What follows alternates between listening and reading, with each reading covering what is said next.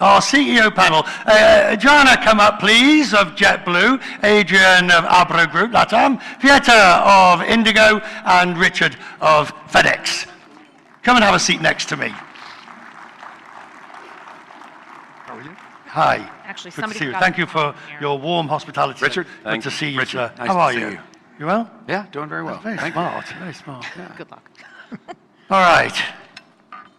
As I say, it's all rather different this time, isn't it? Not having had a chance to have a chat. Oh, gosh. I could have stayed at home. As I look, I think one of the difficulties with the CEO panel is, first of all, getting the CEOs to agree to come on it. But once they've agreed to come on it, and I'm very grateful that you all have, is then really distilling between you what the difference is from last year and how things have evolved and what you see as the various challenges that you face. But I think we have one particular thing that's rather interesting, which is in the last 24 hours. We have your announcement, Pieter, of... Which one? I have a couple of them. They did some we announced to double up our wide-body order from 30 to 60. Right, hang on, let me make notes on this, because these are good examples of all the problems in the industry. Go ahead. And opportunities. No, we've signed up for, we placed an order for the first time in our history to go for wide bodies last year. We've actually yesterday announced an MOU to double that from 30 350-900s up to 60 350-900s. That was the first announcement, and the second was a collaboration in terms of beyond code-share. We start our flights into Europe for the first time and code-sharing there with the likes of Air France, KLM, Virgin and Delta. I want to fix on that bit first, because at the same time, in the last week or two, we've had your announcement of Blue Sky with United, which is, and the issue I'm raising in terms of the industry is one here of consolidation without consolidating. And so, if we just talk about, it's been I don't think I'm being unkind when I say it's been a difficult time for JetBlue. I think you'd agree. Yes, absolutely. You all must have been very pissed off. I mean, what's that famous joke about, to lose one is unfortunate, to lose two is careless. I mean, you lost two major agreements. But 3 times the charm. Oh, good one. But this one's different, isn't it? It is. This one is different. And for those, I think everybody does know, JetBlue and United have announced, I'm not sure what to call it. Collaboration. But we announced ours on Thursday. A collaboration. When is a collaboration not a cooperation or a code share? So I think it's basically a synonym for cooperation. It is not a code share. It's a collaboration with United Airlines that touches on 4 areas: an interline, a frequent flyer partnership. United will receive some slots at JFK. And then we are going to be moving United's ancillary fees onto a platform that JetBlue has. So we'll be running their ancillary platform. Right. People like me immediately say, is this the first step towards eventual merger? And people like you answer, no. Are you sure? Absolutely. We've spent a lot of time with the Department of Justice over the last 5 years. And we're playing it safe, right up How the pissed off were you at JetBlue, both with Spirit and with American? You thought you got it on each occasion, and at the last minute, politics moved in. And it's frustrating as a small airline. So JetBlue represents about 6%, 5% of the domestic seats in the United States. And we operate in a world where there are 4 large carriers. And so as a smaller airline, it's difficult to compete on scale with those big carriers. So a small guy trying to combine with another small guy to be a medium guy or girl was unable to actually accomplish that. So extremely frustrating, because the DOJ allowed all the other transactions to go through and then decides under the Biden administration to block these. But this cooperation helped. Now, yours is a what's yours? Yours is a code share. Very simple. I mean, we're a simple airline. It's just simple. We do what we say. It's a code share. We're going to code share to 30 points in Europe, and we're going to code share across the Atlantic. Simple code share, but a very... Oh, come on. There's nothing simple about it. You know, I think what is very important, and of course I'm jokingly saying it's a simple one, but what we are doing actually is connecting the networks, and we operate in India to 91 cities in the nation itself. There's a lot of opportunities connecting over India, by us now connecting India directly to Europe with our flights, and there connect to these networks is just expanding the travel options for our customers. One more question on this, then I want to move on. I'll use the word interesting. How interesting is it to negotiate with your former airline alliance, your former boss? I mean, it must be, I'm not sure. Must be a bit weird. You know, I'm Dutch and not English is not my native language, so I should figure out what interesting means in the way you're asking it. But it has been a wonderful journey of talks and negotiations. But more seriously, you know, it's not rocket science. If you connect two networks and further on you start connecting it, and there's a mutual benefit. And already for the past, 4 years, we have a collaboration with both Virgin Atlantic and Air France-KLM connecting on our domestic network in India. They fly quite a lot into India. We have codeshares with multiple airlines, including them. Now we start our flights into Amsterdam and Manchester. So the opportunity to connect over that network and make use of the networks there, it's a pretty straightforward, well, you call it negotiation, but it's a pretty straightforward negotiation. So, but yeah, being back in the European arena with now IndiGo flights, of course, that's a great experience. Richard, it's a fascinating experience for you to see all of this. When you see the passenger carriers. Sure. We work with a lot of passenger carriers too. We move volume on their underbellies to augment our all-cargo airline, which is the largest on the planet. And we actually bought some airplanes too recently, 8 777s we announced. I saw that. Yeah. We have a fleet of over 700, so it's a large fleet. So this is fascinating because I don't think, well, many people in my business, I mean, don't realize just how enormous as an airline you are. We're actually much bigger on the ground. The majority of our traffic actually doesn't touch an airplane. So that's the remarkable thing. And what we've been seeing out in the global trade arena for some time now, really going back to the first Trump administration, when he started the, I guess, trade war that ricocheted around the world with Xi Jinping in China, is a move from globalization to regionalization. So we're seeing goods travel shorter distances between production and consumption. So more and more of the volume can be driven to destinations. So most of our volume actually moves in our vast surface networks, which connect basically every household in the world. We connect 99% of world GDP. We're in 220 countries and territories, and have incredible pallet and parcel handling capabilities in those markets. I've always said that the carriers, the parcel carriers, the courier carriers, all of you are the best barometers of what's happening in the economy. Yes, yes and no. Well, it can be misleading because take the United States, for example. We've always been seen as a bellwether of the economy. Yes. But the United States, 70% of the GDP is services, not manufacturing. So we're a bellwether for the goods economy. Right. Consumer goods economy, which increasingly the United States is less reliant on.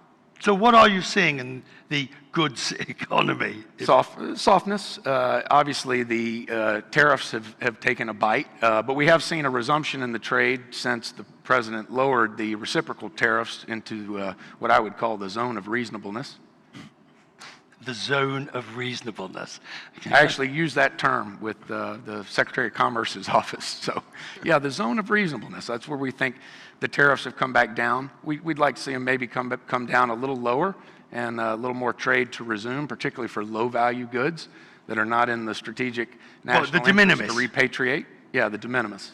Right. So just talk, and then we'll come to, but I am fascinated to see the direct correlation that you see in what happens at, if you will, at the pointed end, the parcels arriving, the things, and the way that the policy changes. Yep. Do you suddenly notice things falling off a cliff and then coming back? And how difficult is it to manage when you've got tariff changes on a daily basis?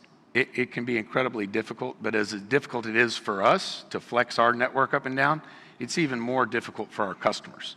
So what we've really been focusing on is harnessing the power of our data and our expertise. We're also the largest broker in North America in terms of entries filed. So we have a vast amount of data, classification data on all these commodities coming into the country. So we're using the power of our data, of course leaning into AI and better digital tools to help our customers. Because when these tariffs fluctuate like that, particularly the smaller customer, and a lot of your formerly de minimis low-value goods, this is impacting small customers in a very big way.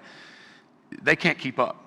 So we have to help them with better trade classification tools so that we can smooth out the entry filing process. Adrian, are you noticing any shift in business as a result of what's happening in the United States? Is the US traffic weakening? It's a great question. The short answer is no, and not that we don't expect it to, right? We look at it every day. We have seen a significant change in consumer behavior, right? And I think this is consistent through, which is tickets are being bought a lot later than they were, but ultimately the passengers are showing up, which given kind of the political dynamic, we think is pretty remarkable. I guess sort of maybe the journalist in me sort of is still prodding around, because I've asked every airline CEO I can find, are they seeing weakness? And sort of everyone's saying, not yet, but ... Would that be a fair description? That's right, yep. What about yourselves? We are seeing weakness in domestic markets.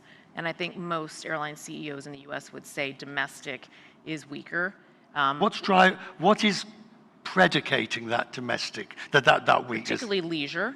So what's predicating, I think, is the volatility with tariffs. Safety is also kind of top of mind in the United States, because on the news, every incident that occurs gets sort of a lot of public display.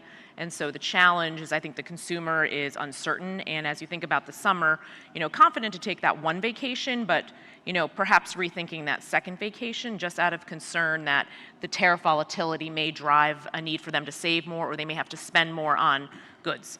And this is where the whole thing the knitting starts to get snagged on the nail, doesn't it? And it all unravels, because it becomes a self-fulfilling prophecy. It's very specific to travel, though. So if you look at the consumer health overall, we break it down by category of spend with credit card data that we have. So there's travel, groceries, fuel, other goods. Travel most certainly took a step back in February.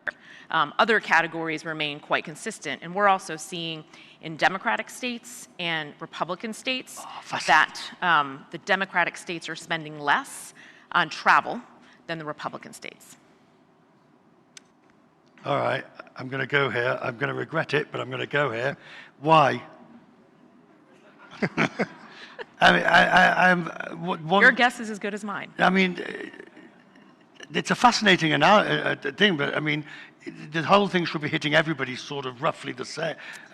I don't know. I think it's a confidence, maybe a confidence and a agreement with different policies. But if you take a map of the United States, you can very clearly see with travel spend a difference in spending habits in blue states, Democratic states, and red states, Republican states. That is truly interesting. Were you surprised? A little bit, although if you dig deep, you see some publications speaking a bit about this.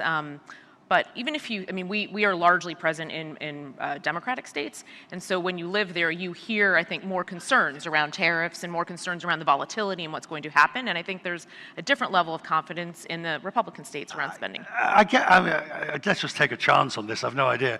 Is there any suggestion of any difference on your side, or that one could between that? We're not seeing a material difference in red states versus blue states in the United States from consumer spend, at least nothing that's popped out at me.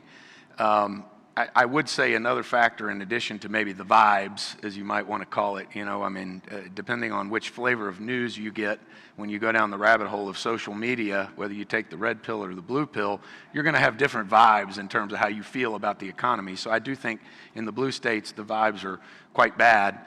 You also have higher taxation in a lot of your big blue states, which could be taking a bite as well. I would hazard a guess. We're seeing it pretty even, like the softness in the industrial production, the softness in the consumer economy, pretty even in our business, pretty evenly distributed across the United States, but probably more acute in Joanna's.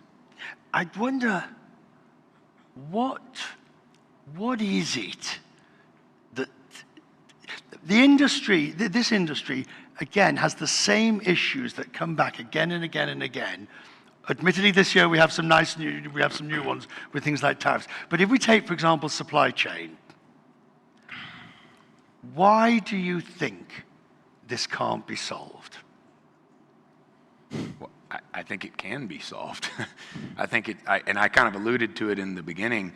I think it can be solved with the power of data, because at FedEx we often say we don't shape policy, we don't write policy.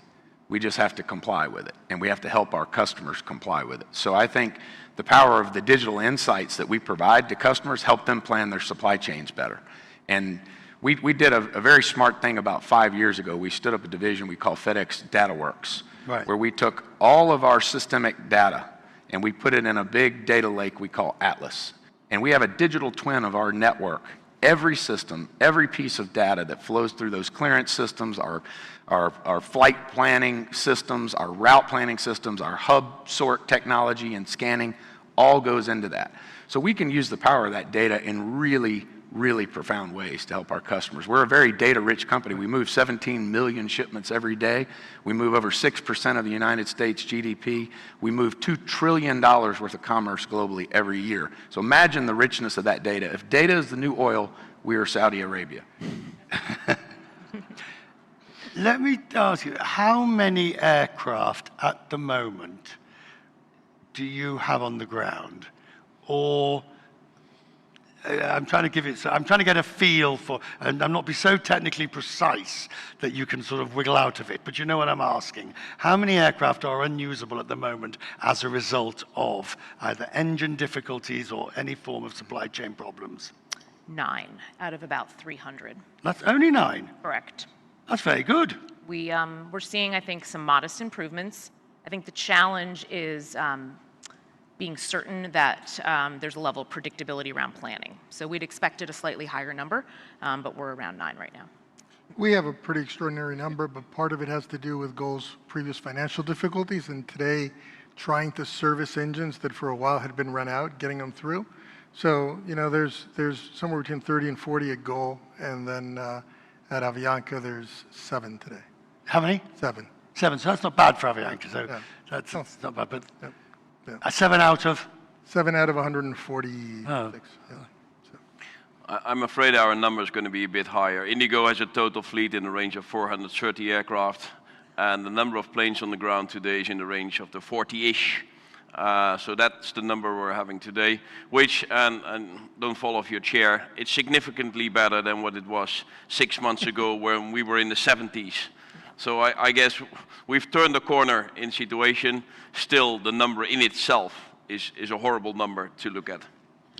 So we have probably 30 to 40, but they're not parked because of supply chain issues in the main. It's more about the muted demand environment we're in, and what I alluded to earlier, where so much of the volume moves on the surface. So we've flexed down and we've parked some aircraft in the soft. Right, so that's not supply chain. Right. But I am constantly amazed at this supply chain issue, particularly in delivery of new aircraft.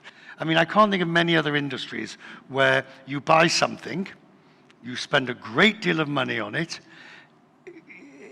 In previous years, it would have been delivered within a absolute time frame, and now all of a sudden you're being told, well, maybe 18 months late, well, maybe a year. Oh, a major compensation check, but terribly sorry. It's not a major compensation check. It's not. Not to reflect the level of damage. I mean, it's a significant impact when you don't have a brand new aircraft flying that you've purchased and you expected to operate. And so it requires a level of agility, flexibility. We're extending aircraft that were set to retire because we need the lift. Can I have a sort of a human reaction from all of you? Do you get pissed off about it? I mean, it's been going now for 5 years, at least since the pandemic.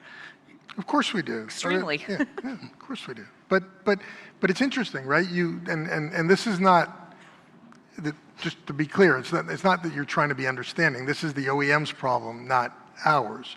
But you see them trying, right? The level of complexity of these supply chains that were built up sort of organically over time is so huge and so undocumented that you see them and, they fix one bottleneck, you just have the next bottleneck pop up.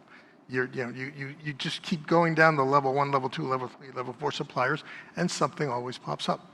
Yeah, but I do think they're getting their arms around the issues, and to get angry at them is somewhat futile, because at the end of the day, you want your aircraft back in service, and that is the goal I think we all have. Is we want the planes we paid for to be flying, and so how do we help you get there? And I think it's clearly, I think we have more visibility now into what's happening. But in our case, these are brand new engines, and there's challenges with brand new engines, and it's Well, they can't stay on the wing. Okay, they can't stay on the wing. They can't. But I think if you look at most programs, if you rewind the clock, Right. most new programs, it takes a while to break them in. This has just been going on for so long and exacerbated by COVID and supply chain issues coming out of COVID. If there were to be EU 261 for delays in deliveries or planes on the ground, we could pretty much stop flying and just collect the EU 261 fees, right? Good idea. If you listen to Willie's speech today morning and see how much average airlines are making per passenger, and then see these delays, maybe it's not a bad idea. I'm not being rude. 6 hours it starts counting. Well, 6 hours is that's the world we live in as airlines, right? So I think that's something to be. So I would have answered a bit more a firm yes to your earlier point. Doesn't mean that we shouldn't. You got how many planes on order? A little short of 900, 885 to be precise. 800.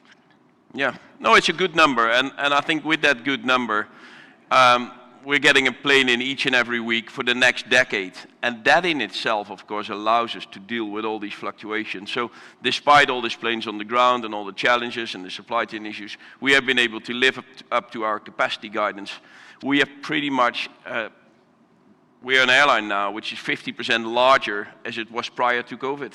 So we were welcoming 78 million customers a year prior to COVID. Today we're 118 a year. So that's like a 50% jump, and that can only be done by putting all this additional capacity in. So we've been able, thanks to that order book really, to deal with the situation. So I think the order book for us has been a very powerful strength, and if you wish, hedging against some of the challenges the industry is facing. One of the big problems that has developed over the last year, I mean, it's been around for a while, but it crystallized over the year, is the infrastructure issues.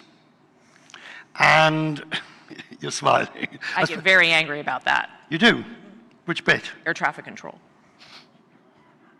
Well, yeah, but I mean... Infrastructure. Yeah, no, I understand. But it's really, the reason I raise it in this way is because the United States, obviously with what it's going with, the infrastructure in India that you are now seeing being put in a way to make sure that it repeated, the infrastructure in your part of the world that still needs to be upgraded quite dramatically in many cases. So let's start with you, sir, because you fly Everywhere. everywhere. 650 airports. Who's got the best infrastructure?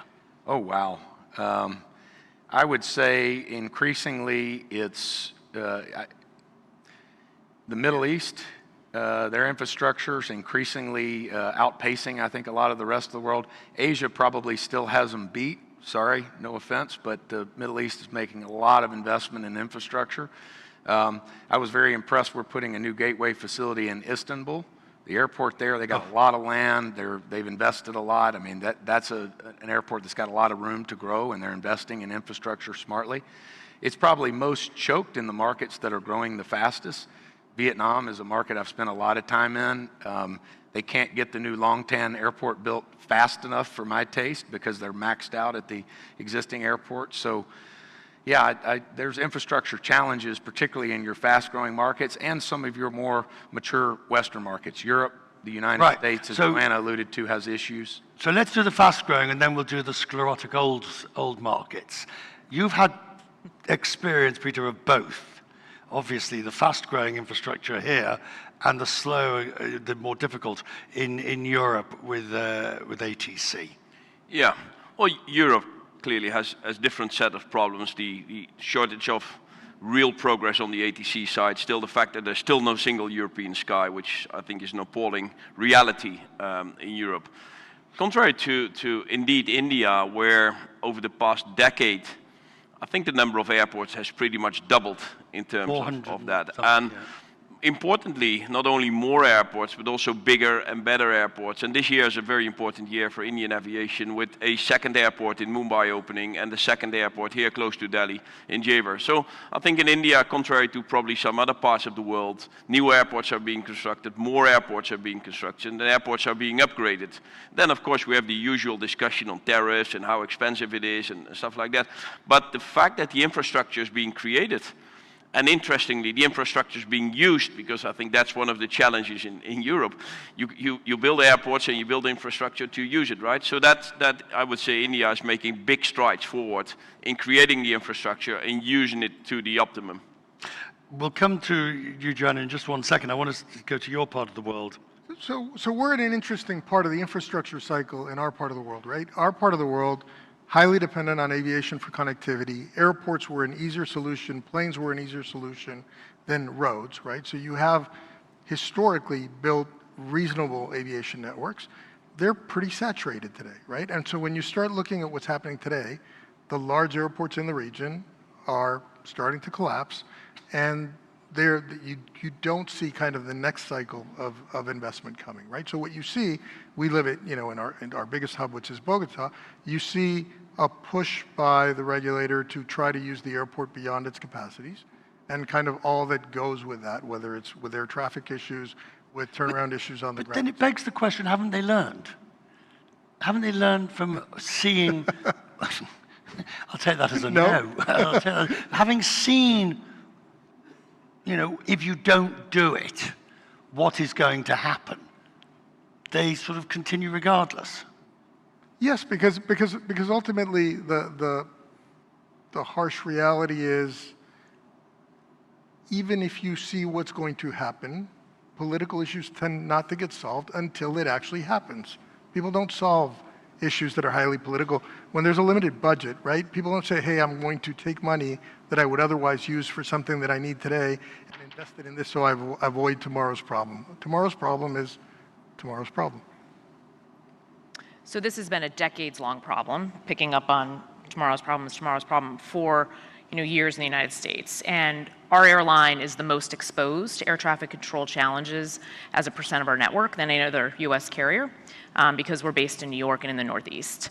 The issues span hiring. During COVID, the FAA, Federal Aviation Authorization, stopped hiring and people retired. You already had a shortage of air traffic controllers, so there's a personnel shortage.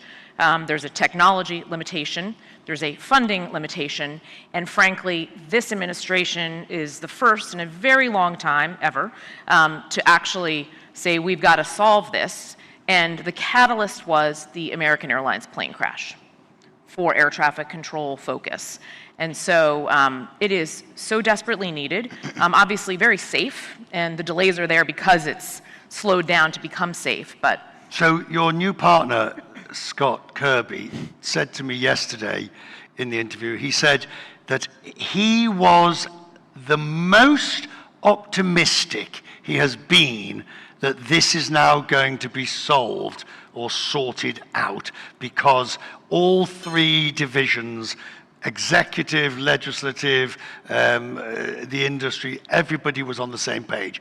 Do you, the two sort of predominant US participants, do you share that optimism? I absolutely share that optimism, but we have to remember that the focus was driven by an accident, and that is a real problem.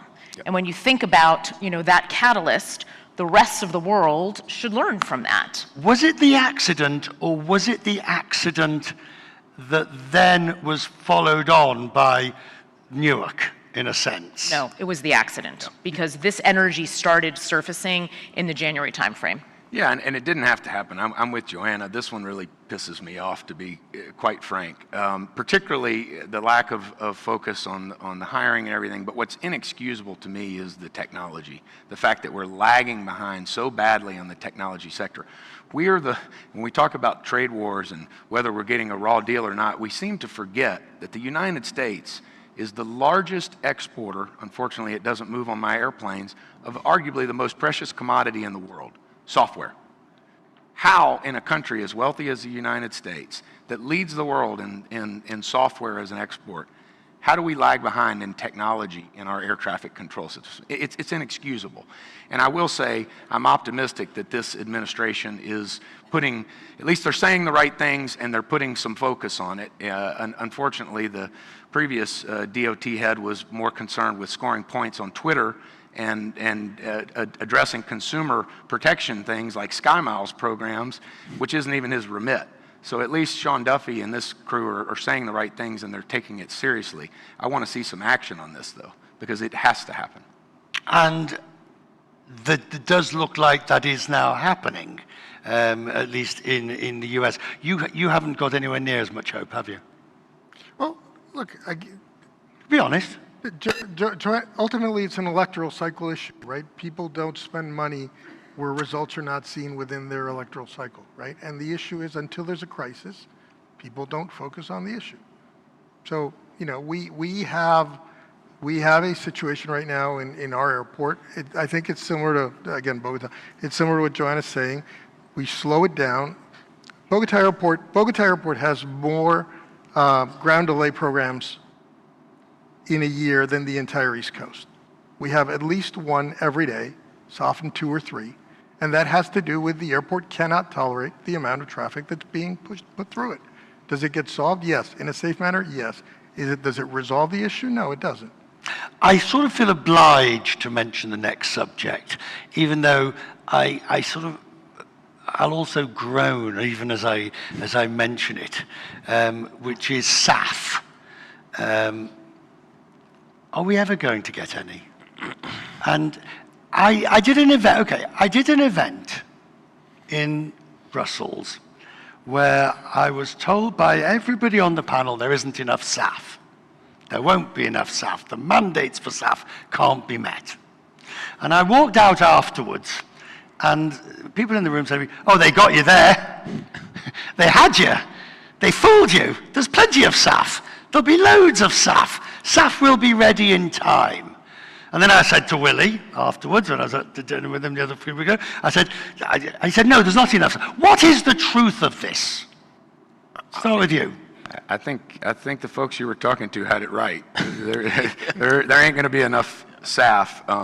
You know, our approach at FedEx, we put this very audacious goal out there to be carbon neutral by 2040, not by 2050. But the way we've looked at it is you want to decarbonize what's possible based on the technology available. Right. Modernize your fleet, lean into SAF. We just announced a big deal at LAX in the US with Neste to buy, you know, a significant amount of SAF there. So absolutely trying to do everything we can on the SAF front. But you have to lean into the second part of that, which is neutralize the rest. And so we spent $100 million with Yale to stand up their Yale Center for Natural Carbon Capture, looking at carbon sequestration, because I think it's not a one size fits all solution. It's a all of the above solution to this problem, and it has to be.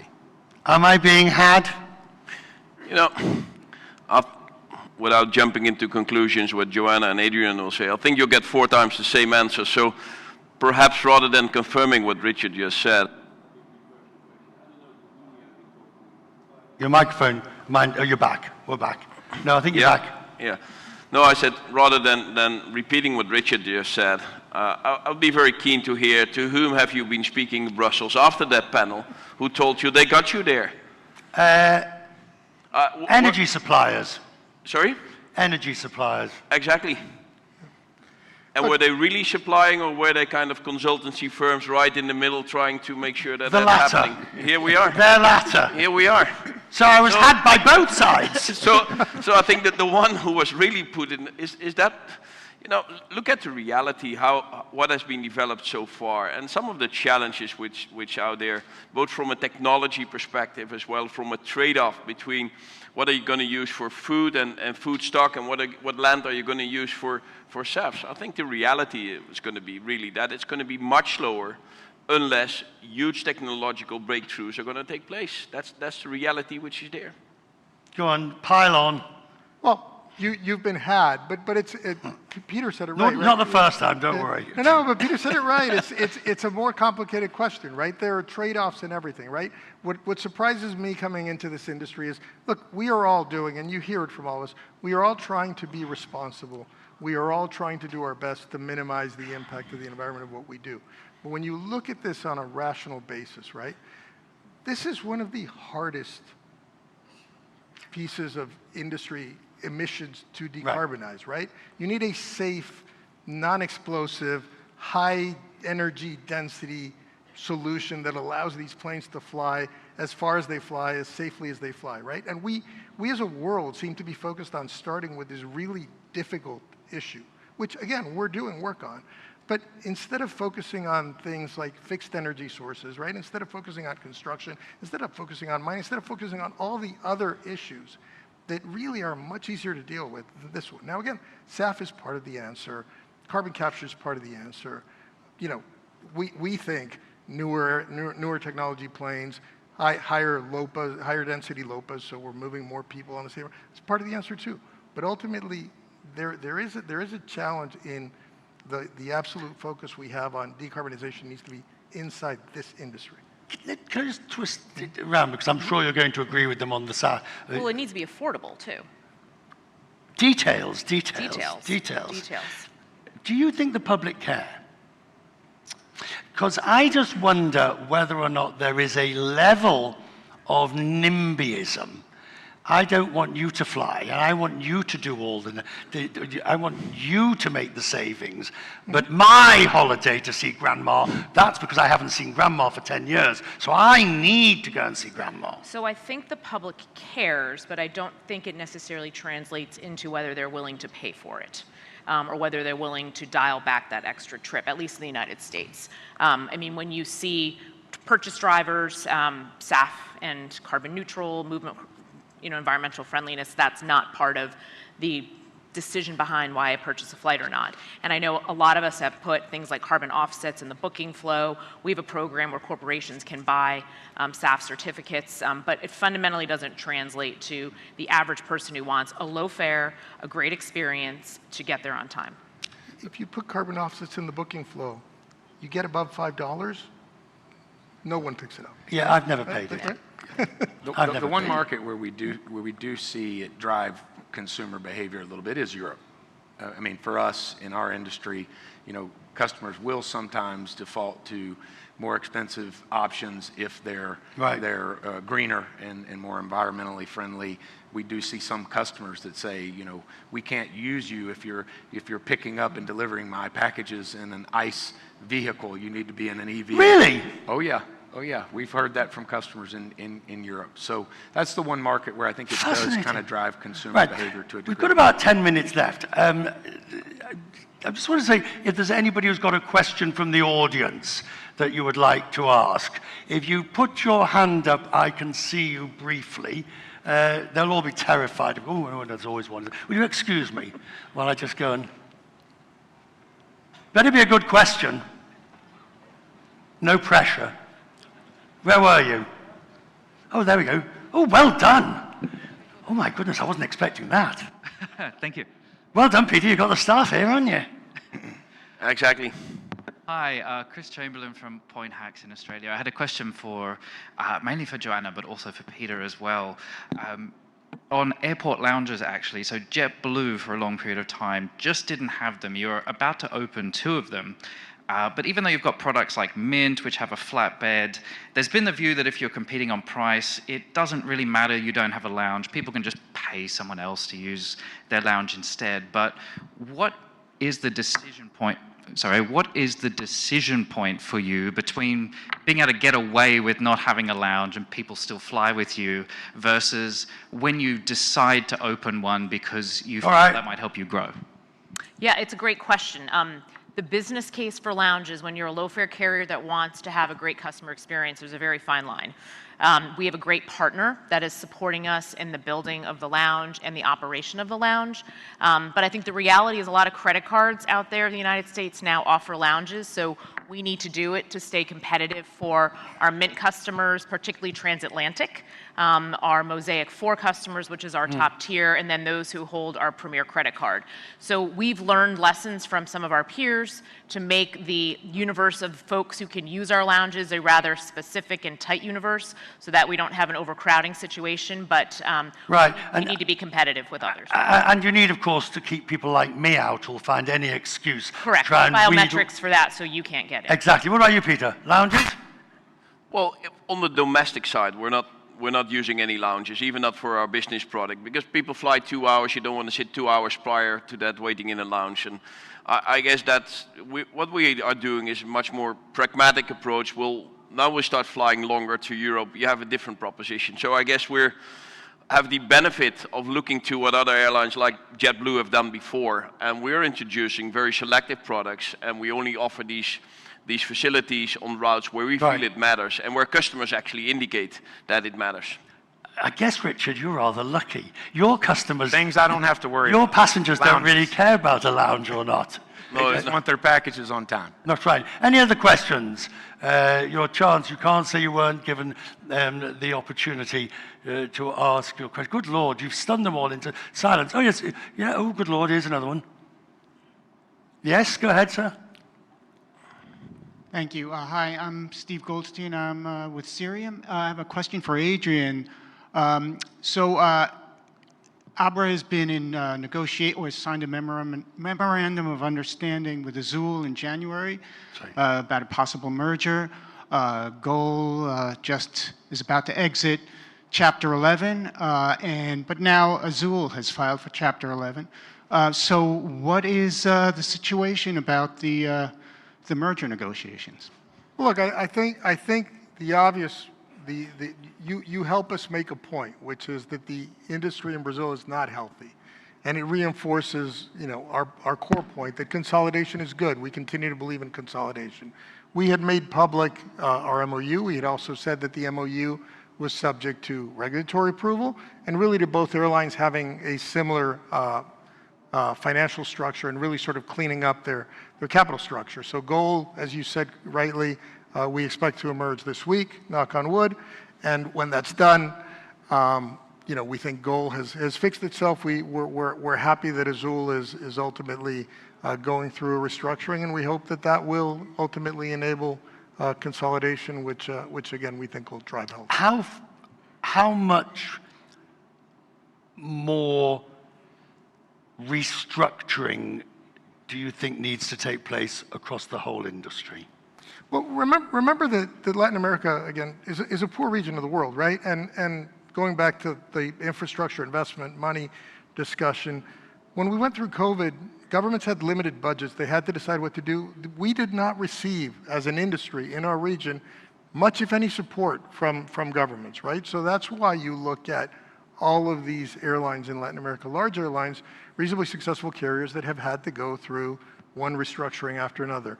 We don't see many more large carriers that require it in the region, right? So hopefully we're through it with the cycle. Right? 10 more minutes and then we are going to be waiting for the Prime Minister. Any more questions that anybody else wants to ask? I can see if anyone put their hand up, but no, I think... There's one there. Sorry? Oh, no, we have... Off again. Yes? Hi, Rob McLeod from Hartree. Back to your earlier question about SAF, and you all agreed that there's simply not enough around. What I hear from fuel suppliers is that there's simply not enough demand. Isn't that chicken and egg? Well, yeah. So the question for me is, have you tried to buy any SAF and haven't been able to actually get the molecules? Or is it really just a question of it's too expensive? You see, that's what they were saying. It's back to the Brussels. Yeah, I'll just go ahead and say it's the latter part. I mean, that's the issue. No, it's both, I would say. In India, we're not having any SAF. Should we buy SAF at other parts of the world, put it in tankers and ship it to India? Is that the solution? Well, that would make it too expensive. Is that an environmental healthy solution? I guess not, right? So we can tick the box that we have some SAF, we pay 4 times the price, and then we ship it all over to from the other side of the world. And then if we're going to make it locally, it's going to be at the cost of some food stock supply and all. But then if you is that no, yeah, is that the right solution? It's not. So I think that's why I'm hammering on the technology. If the production cost cannot be lowered, and if options like synthetic fuel cannot be further explored and further enhanced, I think that's where the discussion should take place, and probably an enhancement should take place. And even in parts of the world, and that's not where we are here, but other parts of the world where the mandates are very strict, that hasn't led to that supply. And I'm sure if you were to have some European airlines here, they would have answered the question differently than probably some of us, and would have said, yeah, we tried, but we only couldn't find it at the other side of the world, like the thing for us would be. And there are some reports for different countries in the world whereby the production of SAF would go at the detriment of food stock. I don't think that's the solution. It has got to be affordable. We are a low-cost carrier, and customers will pick or choose JetBlue over another airline over a few dollars for a fare. And if SAF is not affordable, then customers aren't willing to pay more for it. And we're going to be the first airline to have SAF at JFK, but it's an effort to get it there, and the prices have got to come down. And the U.S. government and other governments have to subsidize it to help support and offset those costs. Which doesn't seem terribly likely. It's possible. We're hopeful that the SAF subsidy in the bill and before the House will pass in the Senate. But Pieter, if it's not available here, or if it's not available in sufficient quantities, how are you going to meet the targets? What we are doing that will not bring us to zero, but on the short term, we operate the youngest fleet in the world when it comes to number of operators with more than 100 aircraft. The average age is 4 years. And with that, we have the lowest emission per passenger.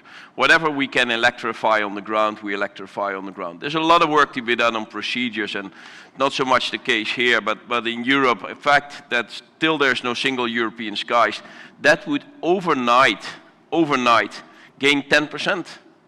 So I think the entire discussion of, fuel reduction in terms of procedures and stuff like that, there's still a lot to be gained. So young fleet, operational procedures, electrify what you can electrify, collaborate with the manufacturers. I think those are much more realistic ways forward rather than saying we're going to build a factory, because I think there's quite a few examples in the world, and I'm interested to hear the other thing, but quite a few examples in the world where people said we're going to build a factory, and then either the factory is not being built or it doesn't produce the volumes which it's supposed to produce.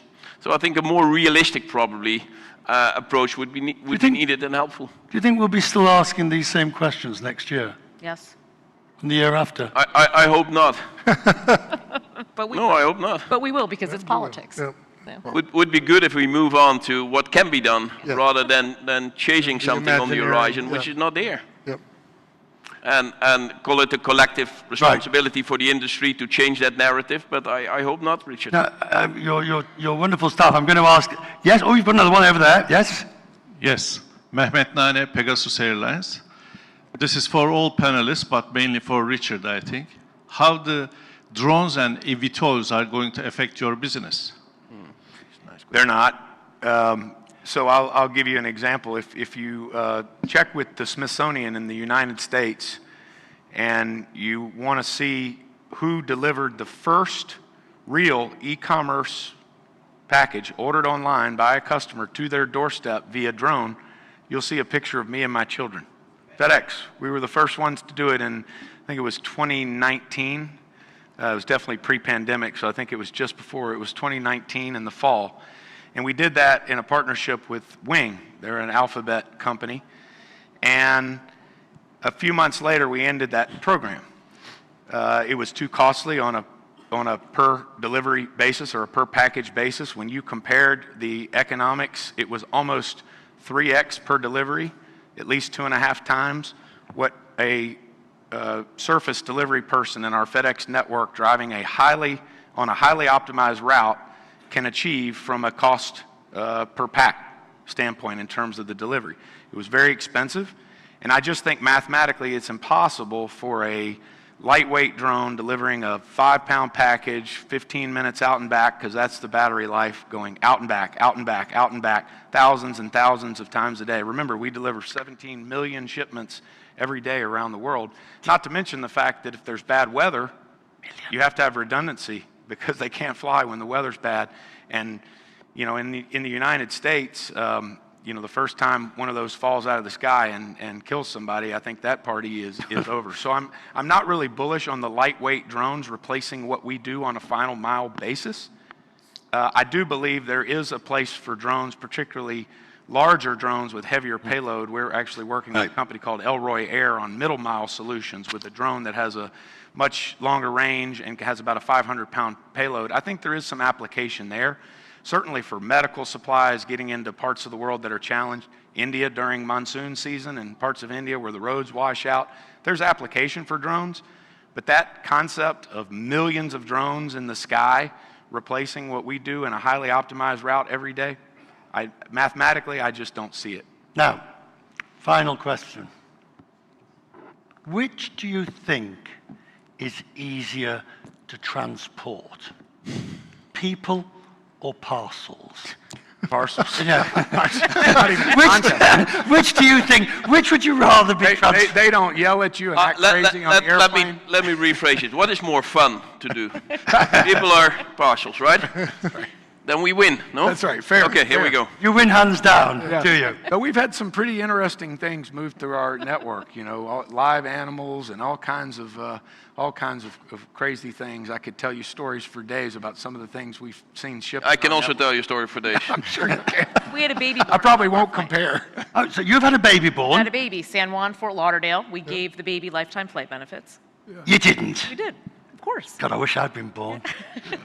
You gave the baby lifetime benefits? Correct. Excellent. Yeah. What's your most unusual?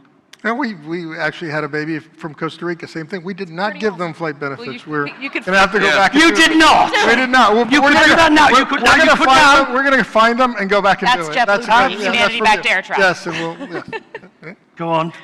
I think for us, the many first-time flyers we have, that's really changing the fabric of the nation. People used Did you give them lifetime benefits? No, because there's just too many of them, millions and millions. But they used to travel 2 days by train, one part of the country to the other part, and now it's 2 hours by plane. I think that is really changing the connectivity of the And you nation. haven't even scratched the surface to a large extent. I mean, it's just the start of it. The number of flyers in India is still a single-digit number as part of that. So that really, the opportunity out there is just massive. What's the most in you? Go on. We do have from time to time some very special passengers. We have a special deal where we'll fly pandas between the United States and China. We paint the airplanes with the Panda Express livery and we make a big deal out of it, and then the Panda exchange between the U.S. and China when we're moving them from... With or without zoos. tariffs? Well, no tariffs on the pandas, at least not yet.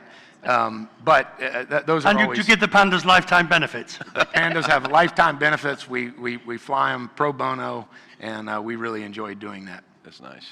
Well, let's hope SAF is not on our agenda next year. Thank you very much. Ladies and gentlemen, Thank you. our panel, thank you very much. Thank you.